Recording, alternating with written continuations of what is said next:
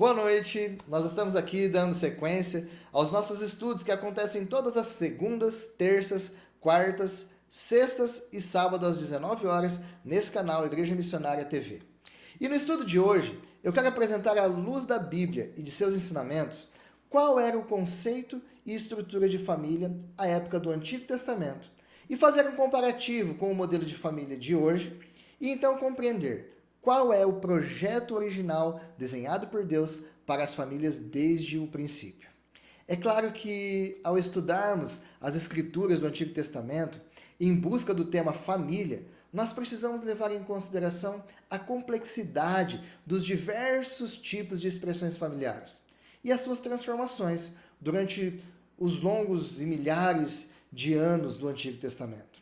Quando nós nos aprofundamos no conceito de família, nós não encontramos assim uma palavra que tenha o significado exato no Antigo Testamento para o termo família, como atualmente nós usamos em nossa língua, nos referindo a uma instituição formada por pai, esposa e filhos.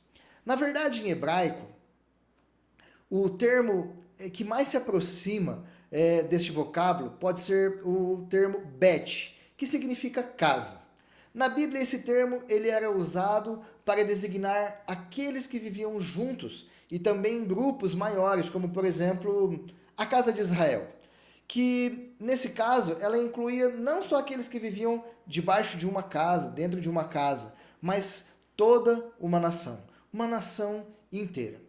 Outro termo para designar também a palavra família, que se aproxima do que nós entendemos como família, pode ser a palavra Bet-Avi, que quer dizer casa do pai. Mas o vocábulo mais próximo em hebraico, assim, mais frequentemente traduzido por família, é Misparra, que pode ser entendido como família, mas também pode ser entendido como clã, como um povo, como uma tribo, descrevendo um grupo de pessoas que habitam em um mesmo lugar, ou em várias aldeias, ou ainda um grupo de pessoas que têm interesses comuns, cujos os membros ali eles são conscientes dos laços de sangue que os unem, pelos quais se chamam de irmãos. Não se sabe, então, assim ao certo, quando que esse modelo de família ampliada, né, quanto tempo ele durou, até quando ele foi. Alguns estudiosos eles acreditam que essa estrutura que reconhece como família um povo mais abrangente, um povo ou uma aldeia, ele permaneceu até os tempos de Davi e de Salomão. Já outros estudiosos acreditam que tenha durado um pouco mais. No entanto, nos tempos do Novo Testamento, ele havia praticamente desaparecido. Quando Paulo ele escreve acerca dos papéis e acerca das atitudes de cada membro da família, ele fala somente aos cônjuges, aos filhos, aos escravos e aos pais, como nós podemos ver lá em Efésios, nos capítulos 5 e 6. Por sua vez, no Novo Testamento, a palavra casa ela ainda é usada para indicar todos os aparentados, e que abaixo do pai, ou sob o seu domínio, estavam não só a esposa e os filhos, mas também os servos, e também aqueles que já tinham sido libertos, mas que tinham optado em permanecer na casa para desfrutar dos benefícios mútuos. Em Israel, as famílias elas eram mais que entidades sociais. Elas eram comunidades religiosas, tanto que algumas importantes cerimônias exigidas na lei, elas tinham assim um forte caráter familiar, como por exemplo a Páscoa. A Páscoa, por exemplo, ela tinha que ser festejada em família. E isso se torna muito claro, muito evidente depois de Êxodo, quando o pai ele passa a ocupar o lugar predominante no ritual da Páscoa. Aliás, para mim, essa é uma das passagens em que Deus deixa muito claro, deixa registrado a função do pai e o papel fundamental da família no cumprimento do seu mandamento. Olha só comigo o livro de Êxodo, lá no capítulo 13, verso 8, o que diz? Êxodo 13, verso 8. Eu vou ler aqui na minha Bíblia. Diz assim: No sétimo dia, cada um explique aos seus filhos: hoje eu celebro aquilo que o Senhor fez por mim quando saí do Egito. Deus ele estava ali deixando uma missão para as famílias, pois seria através da família, ou seja, de pai para filho, que as gerações futuras iriam conhecer sobre Deus e o modo como ele agiu no cuidado do seu povo. Nesse contexto, é importante destacarmos aqui o termo Bet Abi, que em hebraico significa casa paterna. Esse termo Abi, ele simplesmente traz o significado de pai. E ele foi usado no Antigo Testamento para referir-se não somente ao pai diretamente, mas também aplicava-se a homens de muito respeito, sem a necessidade de parentesco. Esse pai, o pai, ele cumpria as obrigações sacerdotais, o que revela aqui que a religião e a família, elas estavam completamente entrelaçadas. A comunidade de adoração básica que mantinha a sociedade da época era a família. No Antigo Testamento, as genealogias, elas são sempre apresentadas através da linhagem paterna. E o pai, ele possuía sobre os filhos, inclusive os casados, se ainda vivessem com ele, e sobre as mulheres, uma autoridade total, que antigamente ela chegava até o direito de vida ou de morte. Da mesma forma que todos os outros povos, todos os outros grupos humanos ao seu redor, entre os hebreus, o pai da casa, ele era também o sacerdote que vigiava as relações entre as pessoas da casa e de Deus. E isso fica claro em Jó, no capítulo 1, no verso 5, esse papel de sacerdote do pai, cuidando da relação entre pai e filho. Leia comigo lá, Jó, capítulo 1, verso 5. Vou ler aqui na minha Bíblia e diz assim: quando terminavam esses dias de festas, Jó mandava chamar seus filhos, a fim de purificá-los. Levantava-se de manhã bem cedo e oferecia um holocausto em favor de cada um deles, pois pensava: pode ser que meus filhos tenham pecado e amaldiçoado a Deus em seu coração. Essa era a prática habitual de Jó. Nós vemos aqui que o pai, ele tinha o papel de líder da casa, tinha o papel de instrutor, aquele que apresenta Deus e seus feitos aos seus filhos, e também fazendo as vezes de sacerdote, cuidando da relação entre seus filhos e Deus. Nós vemos que no contexto familiar do povo de Israel, os filhos eles deveriam ser encarados como um dom ou um presente de Deus. Conforme nós vemos lá no Salmo 127 e 128, os filhos eles são chamados de herança e frutos de uma oliveira frutífera. Mas aqui o que nós precisamos deixar claro, nós precisamos ver claramente aqui, que de acordo com o texto bíblico, os filhos não são uma herança de Deus para nós, mas sim uma herança que nós deixaremos para Deus nesse mundo quando nós partirmos. Então, nós entendemos que o principal papel dos pais em uma família é o de preparar a próxima geração, preparar os seus filhos para Deus. E quando nós estudamos sobre a educação dos filhos na época do Antigo Testamento, quando nós vemos como essa preparação era feita, nós vemos que todo o cuidado e a instrução dos filhos ficavam inicialmente a cargo da mãe. As filhas, elas permaneciam auxiliando a mãe até o dia do seu casamento.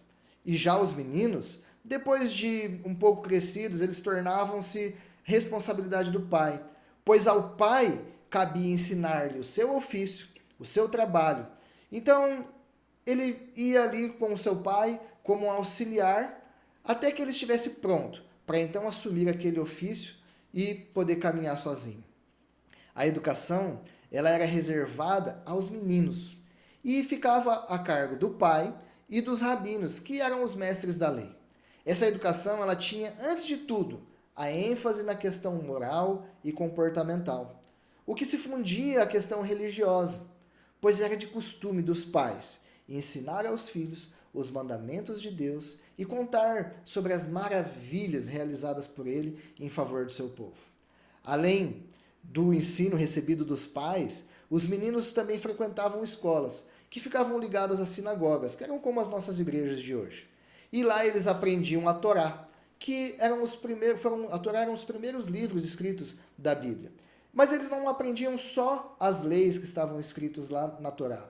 A Torá também era utilizada para aprender o alfabeto, a linguagem, a gramática, a história e a geografia. Enfim, eu estou aqui apresentando um pouco de como era a estrutura das famílias nos tempos bíblicos, lá de antigamente, para que você possa voltar um pouquinho no tempo. E assim, você tente imaginar, junto comigo, como os nossos antepassados viviam. E fazer, assim, um comparativo ao modo de família em que nós estamos vivendo hoje. Dentro de tudo isso que nós vimos aqui, eu destaco algumas coisas que nós devemos nos atentar e cuidar. Como nós vimos aqui, os filhos eram responsabilidade dos pais. A educação dos filhos era responsabilidade dos pais. E até certa idade, tanto meninos quanto meninas eram educados pela mãe. E depois de maiores, os meninos passavam a ser responsabilidade do pai. Ou seja, o menino aprendia a ser um homem convivendo junto do seu pai. Já a menina, por sua vez, ela aprendia a ser mulher vendo o exemplo da sua mãe. O contato direto e intencional entre pais e filhos é que formavam as novas gerações. Os filhos, eles eram discípulos, ou seja, eles eram seguidores, eram cópias de seus pais, ficando por um tempo como auxiliar até que estivessem prontos para então caminhar sozinhos. E hoje? Que tipo de modelo os pais têm sido para os seus filhos? Será que com a forma que nós vivemos para manter o padrão de vida que muitas vezes nós almejamos, nós estamos conseguindo ser os discipuladores que os nossos filhos precisam? Ou será que nós estamos terceirizando ou delegando a educação, a formação e até mesmo o sacerdócio para com os nossos filhos?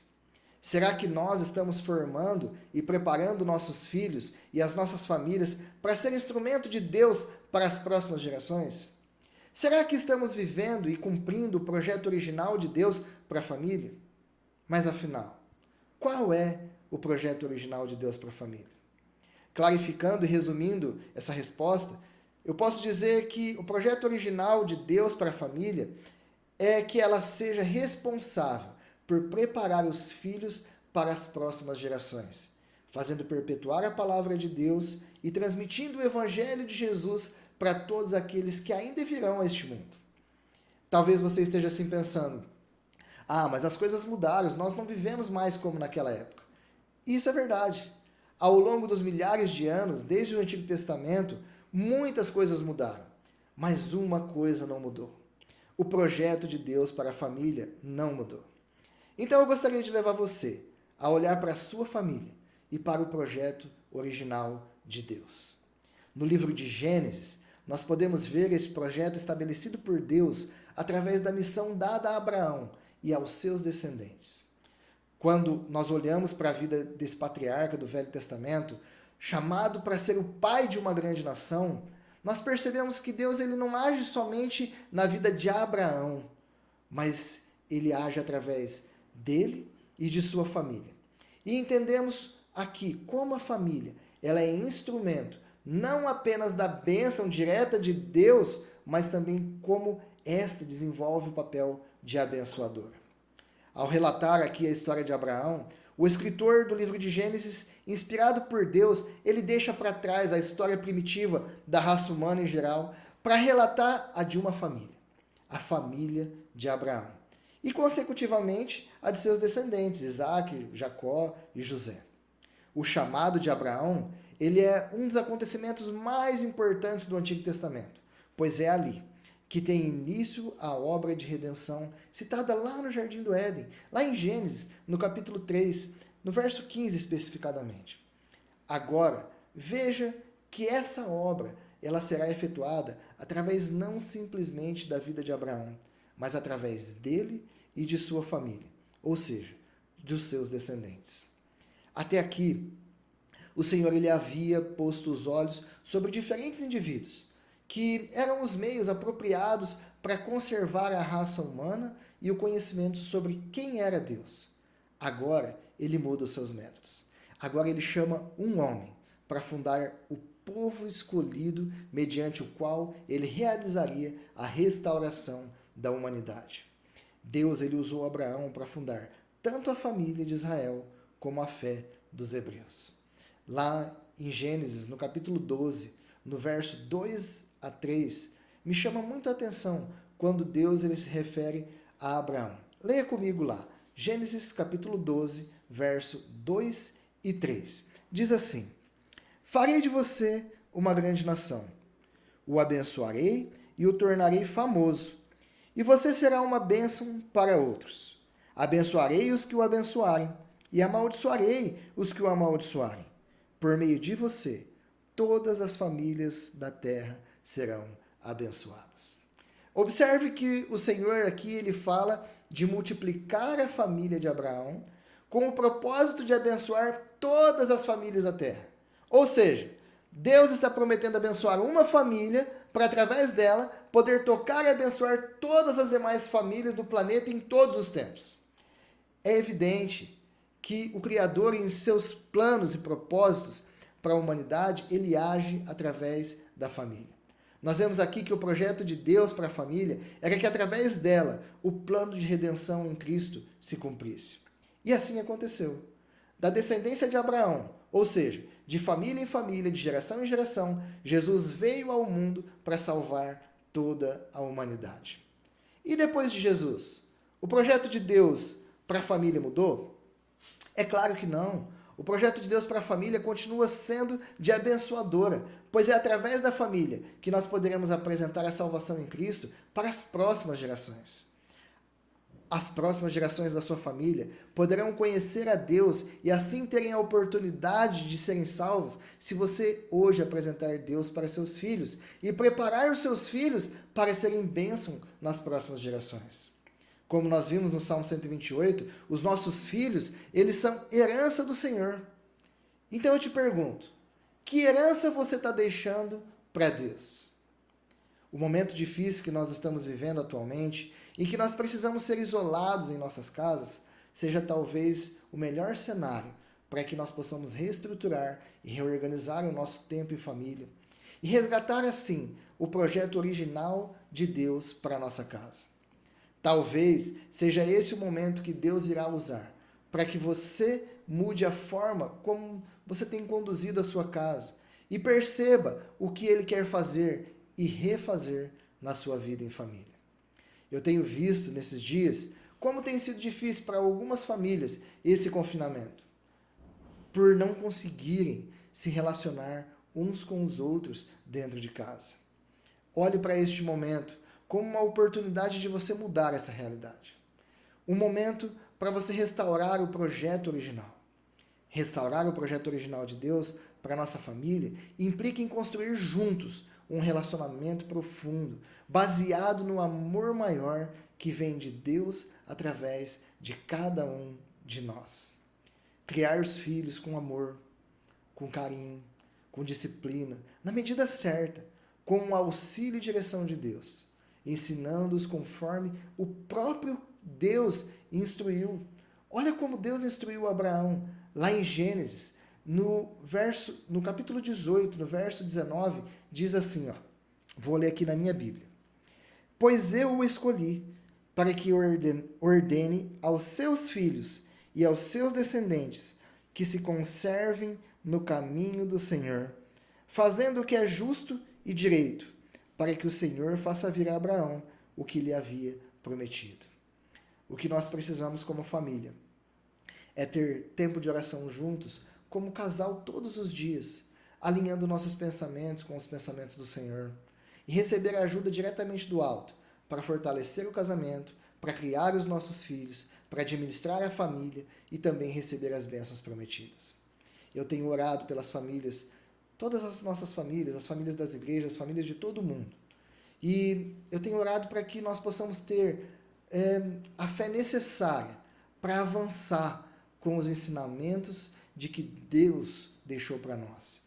E assim que a gente possa encontrar a real felicidade, a felicidade de Deus para mim, para minha casa, para a sua casa. Que a sua família receba hoje as bênçãos e seja também um instrumento de bênção para outros, para as próximas gerações. Que os seus filhos sejam de fato uma herança para o Senhor. E que o projeto original de Deus para a sua família seja restaurado e assim ela possa abençoar e preparar a próxima geração. Feche os seus olhos. Eu quero orar por você, pela sua casa, pela sua família, para que você esteja entendendo e você esteja sendo tocado pelo Espírito Santo e esteja corrigindo, reestruturando, reorganizando a sua casa de acordo com o projeto original, o projeto que Deus tem para a sua casa. Quero orar com você. Senhor, meu Deus, Pai amado, Pai querido, eu me coloco aqui junto do Senhor, Pai, intercedendo por cada um daquele que está nos ouvindo agora, intercedendo por cada lar, por cada casa. Pai, que nós possamos ser os pais segundo o Teu desejo, que nós possamos, Pai, ensinar os nossos filhos, ensinando eles tudo aquilo que é a Tua vontade, ensinando a eles quem o Senhor é, o Deus maravilhoso que o Senhor é, a forma com que o Senhor age, colocando o Senhor como alicerce, como pedra angular dos nossos lares. Que os nossos filhos sejam instrumento nas próximas gerações, para que as próximas gerações conheçam a Ti verdadeiramente. Eu nos entrego, consagrando a minha casa e as nossas casas no Teu altar, em nome de Jesus. Amém e amém. Nosso estudo chegou ao fim. Não esqueça de, aqui no link, na descrição do nosso vídeo, você baixar o estudo para que você possa ainda se aprofundar um pouquinho mais no nosso estudo de hoje. E também, não se esqueça, segunda-feira, às 19 horas, nós teremos o estudo com a pastora Eugênia. Então, às 19 horas, segunda-feira, fique ligado. Deus abençoe você nesse sábado abençoado e nesse final de semana. Amanhã, às 10 horas, o nosso culto online.